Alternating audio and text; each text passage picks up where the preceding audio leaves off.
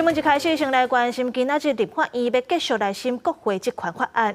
伫咧立法院外口要求撤回法案的民众是愈来愈多啊。即马伫咧青岛东路是已经无法度搁互人入去啊，民众拢爱往济南路甲行。警方嘛一直咧扩大交通管制范围。主办单位是估计现场有1万人左右。咱即马就连线互台语台记者郭碧君、林旭凯来看现场上新的状况。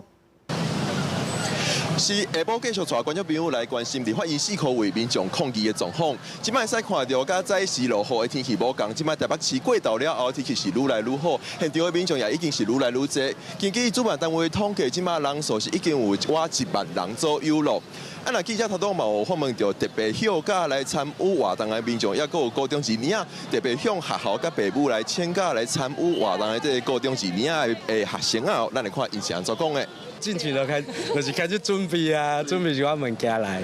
准备啥物件？甲你小。准备我家己自费做一寡就是迄个布条啊，个旗啊。就是一开始咧网络看嘛，啊，就拢立法院内底足乱的，啊，开始去找资料，因为有哪个讲哪个话。 青讲青的话，啊，开始网络有足侪资料，我就看迄个沈博阳，佮有苗博雅的资料，佮有就反正因拢分析了足正确的，啊，我才会知影讲原来代志遮大条。我就好像发现说，我们学生好像也可以参与这种社会运动。然后呢，那时候我昨天晚上就特别。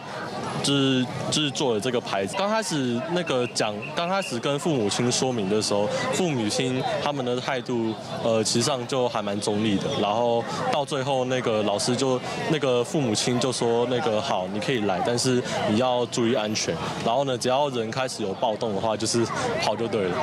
现在看到即摆人阵是愈来愈多，现场已经是超过1万人左右。即摆人阵已经是满到中山南路、青岛东路已经是无法度搁入去啊！民众拢爱往济南路的方向来行。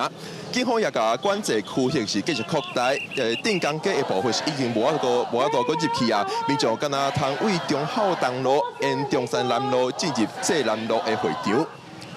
以上是公司台语台来自立法院的连线报道。